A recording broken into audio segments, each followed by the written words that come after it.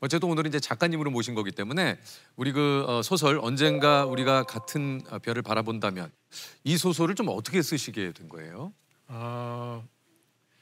지난 1997년 이제 그날이 8월 4일이에요. 제가 왜 기억을 하냐면 그날 이제 저희 신혼 때였는데 집에서 TV 뉴스를 보는데 생중계 그때는 김포공항이었는데 네.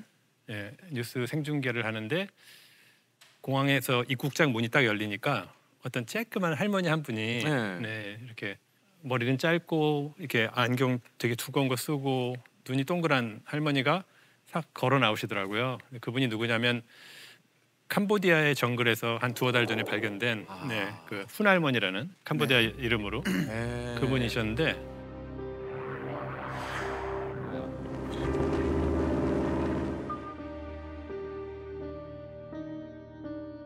일본군 위안부로 캄보디아까지 이끌려온 한국의 훈할머니 얘기가 지난 6월 외신을 통해 우리에게 알려졌습니다. 그 위안부로 1942년에 끌려가셨다가 55년 만에 이제 돌아가시기 전에 고향을 한번 가보고 싶다고 해서 이제 한국말도 다 잊어버리셨고 근데 그 당시에 그분이 한국말은 잊어버렸는데 아리랑을 떠듬떠듬하면서 부르시더라고요. 이거 언뜻 기억이 납니다. 예. 그때 보셨을 거예요. 예.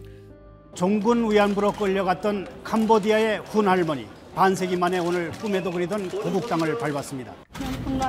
얼마나 그리웠는지 모릅니다. 그래서 너무나 기쁩니다. 아리랑 아리랑 아라리요 아리랑 거기에 너는 먹었나. 그래서 그 모습을 보면서 이제 이분 한 분이었지만 사실은 정말 수많은 여성들이 그런 일을 당했지 않습니까? 그래서 그 역사를 생각하면서 참 여러 가지 감정이 교차하더라고요. 첫 번째로는 그분들을 생각하는 이제 슬픈 감정, 그리고 일본 군들에 대한 이제 분노, 그리고 이제 우리 여성들을 지키지 못한 부끄러움 또 있었고요. 그래서 그런 감정이 막 교차하면서 이제 몇 달 동안 이게 진정이 안 되다가 그럼 내가 이거를 최소한 소설로 써보자.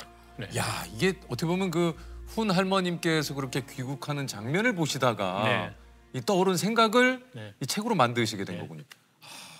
야, 근데 이 소설을 이렇게 생각을 하고 만들어내는 데까지 근한 10년이 걸리셨다고요? 그게 이제 제가 뭐 소설 작법도 모르고 아무 기초 지식이 없으니까 글쓰기에 대한 뒤늦게 배우기 시작했죠. 뭐 이제 독학도 하고 뭐 작법 책도 사서 읽고 또 온라인 강의도 듣고. 사실 이게 어찌됐든 시작은 그렇더라도 점점 시간이 너무 오래 걸리다 보면 또 잊을 수도 있고 내가 무슨 또 책이냐. 그러니까요. 뭐 저도 괜히 시작해가지고. 맞습니다. 정확하게. 네. 근데 이거를 10년 동안 놓지 않고 이어가서 탈고를 했다라는 게 이거 참 대단한 일이고. 그러니까 이게 글을 쓰다 보면 이제 다른 분들은 어떨지 모르겠는데 저는 이제 머리 뒤쪽에서 누군가가 딱 틀어 앉아갖고 계속 말을 걸어요. 야, 쓰지 마. 포기해. 이거를 누가 읽는다고 이걸 쓰니. 그러니까. 야, 이걸 왜 해 도대체. 그게 연기나 열심히 해. 뭐 이런 생각이 계속 드는데 저희 어머니 농사 지시는데 농사 짓고 들어오시면 제가 이메일로 어머니 제가 오늘 이만큼 썼는데 피곤하시겠지만 한번 봐주실래요? 그럼 보시고 이렇게 질문을 많이 하셨어요. 이건 왜 그래? 백두산에 이런 식물이 정말 살아? 그러면은 또 그 식물이 정말 사는지 모르고 썼잖아요, 제가. 어머니가 딱 한 말씀을 해주셨는데, 인표야, 소설가 작가에게 있어서 상상력은 아주 중요한 거지만 사실에 입각하지 않은 상상력은 모래 위에 쌓는 성과 같은 거다. 그렇게 얘기를 해주셨어요. 그래서 그 얘기를 딱 듣고 어디서부터 시작을 해야 될지 그 출발점을 찾는 어떤 기준이 됐던 것 같아요. 요게 그래서 소설 속 배경인 백두산도 직접 네. 우리 차인표 씨가 또 가시고. 네, 맞습니다. 그러니까 이제 진짜 어머님이 해주신 이런 얘기를 이제 실제로 이제 다 눈으로 보고 확인하고 소설에 이제 녹여내신 거죠.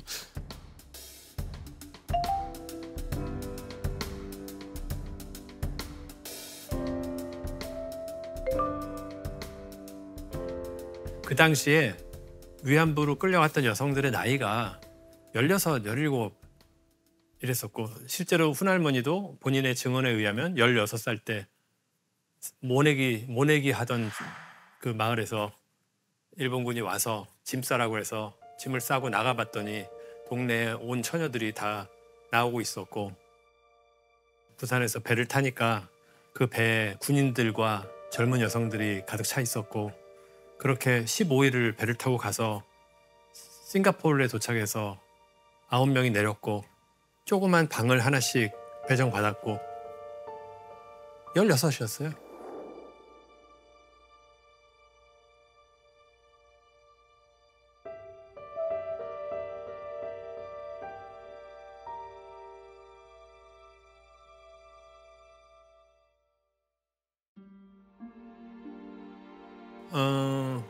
사람이 정말 존귀한데 그런 취급을 받는 이런 역사가 인간의 역사에 있고 그게 우리나라에서 있었고 이런 생각을 하니까 너무 이제 가슴도 아프고 지키지 못한 거에 대한 분노도 있고 그래서 그 우리 나눔의 집, 네. 예, 우리 또 할머님들이 계신 네. 곳에도 예, 직접 가서 이제 뵙고 인사를 네. 또 드리셨다 그래요. 네, 재석 씨도 뭐 많이 이렇게 네. 봉사도 하고 하셨지만 저도 네. 그 전에도 이제 뭐 봉사로 간 적이 몇 번 있었는데 그래서 이제 2007년 4월인가 아주 화창한 봄날이었어요. 이제 그날 갔는데 햇볕이 막 따스하고 봄바람이 살랑살랑 불고 꽃이 만개한 그런 날이었는데 마침 그날 제가 간 날 할머니들이 그 한복을 다 입으시고 그 당시 이제 9분이 계셨는데 다 이렇게 마당에 나와서 이렇게 앉아 계신 거예요. 일렬로 이렇게 앉아 계세요.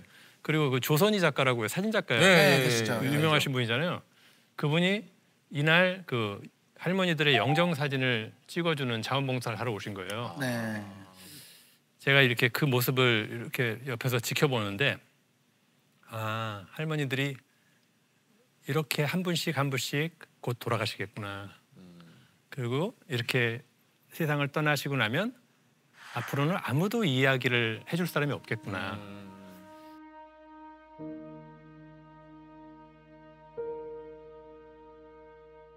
그러면 우리 다음 세대한테는 누가 이 이야기를 해주지? 뭐 그런 생각이 들면서 할머니들의 마음을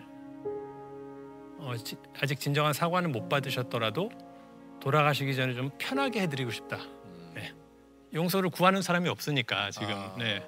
이제 책에서라도 좀 이분들의 마음을 편하게 해주고 싶다로 이제 소설의 어떤 목적이라고 할까요? 방향이라고 할까요? 그게 이제 바뀌는 계기가 된 것 같아요. 네, 그날. 네. 그렇군요. 아 이게 참 또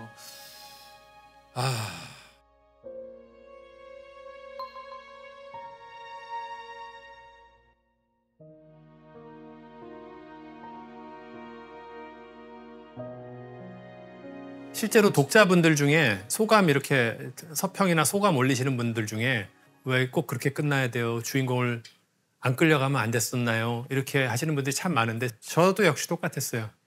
그러지 않았었다면 얼마나 좋았을까. 저도 그 처음에 이 소설을 쓸 때 복수하고 싶어서 할머니들한테 이런 일을 한 굉장히 단순하게 7, 8년의 세월이 흐르면서 마음이 바뀌었고 현실을 알게 됐고 정말 필요한 것이 무엇인지 알게 됐고 결국은 우리 할머니들의 마음을 가볍게 해드리고 싶고 제가 쓴 소설에 나오는 가즈오라는 일본군 장교도 결국에는 죽기 바로 전에 소설 속에서 순이를 업고 가면서 순이한테 사과를 하죠. 정말 죄송합니다. 네. 당신들한테 이런 짓을 해서 죄송합니다.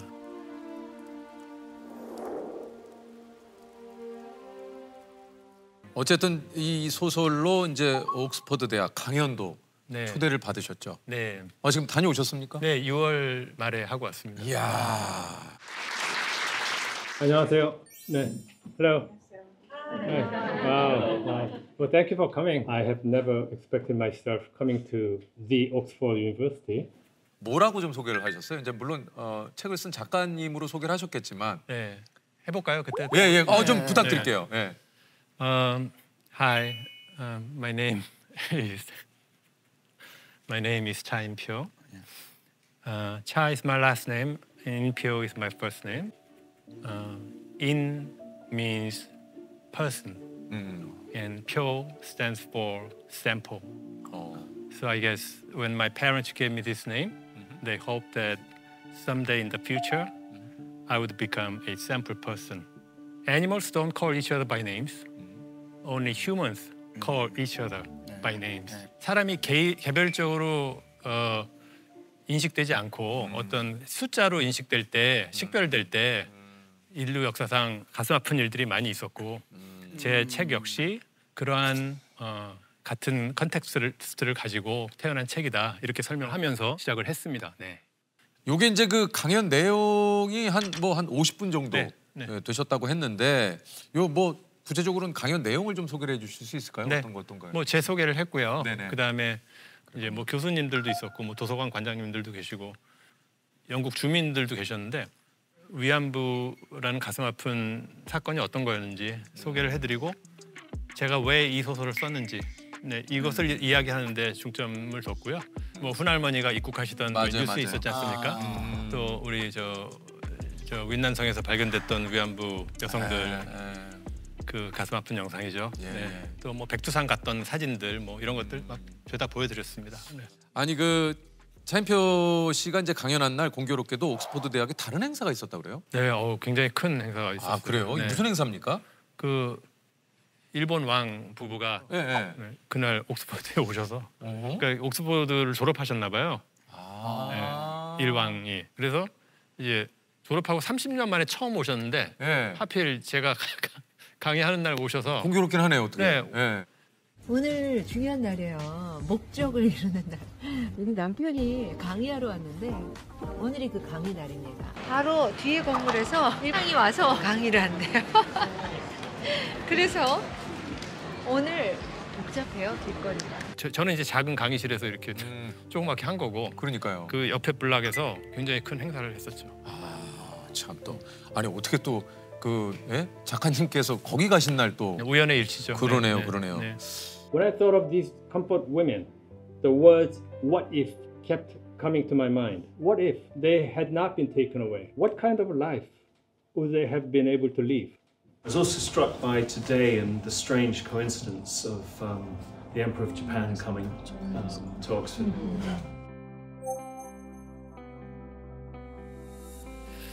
이렇게 좀 가슴이 북받쳐 올라서 이렇게 눈물 흘리시는 분들도 있었고 그리고 그런 한국과 일본 사이에 그런 역사가 있었냐 우린 몰랐다. 유럽에서는 그냥 홀로코스트만 알지. 잘 모르는. 그래서 앞으로 좀 더 챙겨봐야 되겠다 이런 분들도 있었고요. 아니 이게 다른 나라에서도 어떻게 보면은 이 이후에 좀 교재로 쓰고 싶다. 그리고 이제 판권에 대한 문의가 또 잇따른다 그래요. 네, 너무 감사하게도. 다녀왔더니 이제 그 옥스퍼드 대학에서 교재로 쓰기로 하고 튀르키예 이스탄불 대학교 한국문학과 교수님이 또 연락을 하셔서 튀르키예 이스탄불 대학교의 한국학과에 다음 학기 교재로 쓰고 싶은데 허락하겠냐. 그래서 너무 감사하게. 그리고 그 중에서 가장 번역하려고 이렇게 판권 문의를 하는 제일 적극적인 나라 중에 하나가 일본이라고 합니다. 아 그래요? 네. 그래서 아마 일본에 곧 나가게 될 것 같고요. 이게 어떻게 보면은 또 세계로 이 책이. 근데 그때 교재로 쓰겠다고 할 때 딱 왜 저를 초청했는지 알겠더라고요. 왜냐하면 한국에 잘 알려지지 않은 훌륭한 작가들이 너무나 많고 좋은 작품도 너무나 많은데 하필 왜 제가 쓴 글을 초대했을까? 저는 제가 글을 잘 써서 그런 게 아니고 위안부 할머니들에 대해서 썼기 때문에 저를 초대했다고 생각을 해요. 네. 그것에 그 소재에 관심이 있기 때문에 그게 99.9%의 그 탓이라고 생각하기 때문에. 그러니까 어머니가 농사 짓는 걸 이렇게 보니까 고구마 농사를 짓는데 제일 좋은 거, 그 해 나온 것 중에 제일 좋은 것들을 이렇게 따로 모아서 이건 내년에 종자로 삼아야 돼 하고 보관을 하시고 나머지를 이제 나눠 먹더라고요. 그래서 제가 어머니 저거 왜 안 먹어요? 저것도 먹어야죠. 그러면은 아니야 이거는 내년에 다시 심을 거야. 그 종자라는 게 그렇게 내려온 거예요 우리한테. 매년 땀 흘려서 일하고 가장 좋은 것들 결실 중에 가장 좋은 거는 소중하게 보관했다가 그 다음에 또 심었던 거예요. 인간의 생명이랑 너무 닮지 않았습니까? 인간이 태어나면 온갖 사랑을 다해서 아이를 키우고 그 아이가 자라면서 사랑하고 배우고 나누고 수천 년 동안 살아온 그 사랑의 결정체가 우리들이란 말이죠. 그렇게 태어나서 살아야 될 사람을 그렇게 말도 안 되는 고통을 당하게 만드는, 그리고 또 그거를 전쟁이니까 그렇게 해도 된다라고 넘어가는, 그거는 인간이 할 수 있는 일이 아니잖아요. 그러니까 이렇게 사람이 소중하다는 것, 한 사람 한 사람이 기적이다라는 것을 이 바쁜 세상에서, 자기의 소중함을 만끽하는 세상에서 사람들한테 일깨워줘야 하는 일이 저는 문학이라고 생각해요. 예. 자꾸 그것을 다시 인간의 잊어버린 그 소중함을 일깨워주는 일, 그것이라고 생각을 합니다. 네.